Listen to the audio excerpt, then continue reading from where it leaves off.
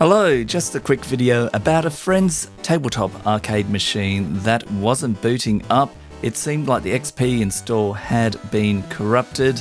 So since it had a Windows Vista key on the case, I went and installed that. And even though there wasn't really any need to go past the latest service pack, I got myself a little bit sidetracked with Windows updates.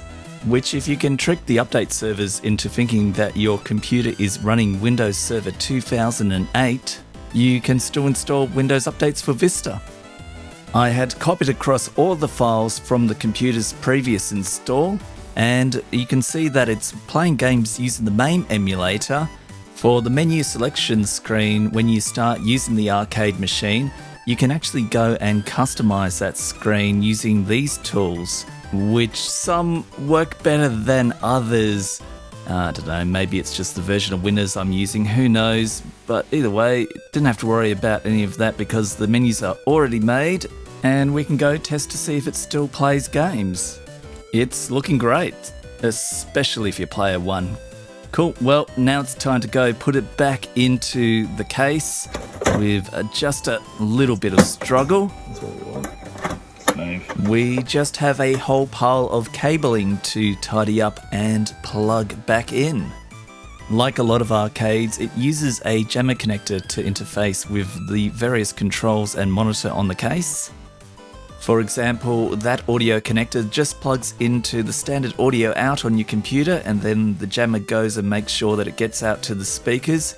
Same deal with the USB ports connecting to the controllers via the JAMMA. Oh yeah, and it probably also helps to go plug the power into the computer, hey? While we're on the topic of plugging stuff into the right spot, here's a public service announcement about plugging in your JAMMA connector. So the thicker, more populated wires down the end here, and the smaller edge here, that's where your power comes in. So always make sure that this end is towards the smaller end of your JAMMA harness, because otherwise you are going to blow everything up. Because you'll be sending power to the wrong end of the board. Exactly. Don't do it! Next up is getting the monitor going, and it was not. We could only get this blank screen. So we had a trip down to the green shed to go pick up a monitor, and would you believe it, when we got back and pulled the monitor out of the case, it was working fine.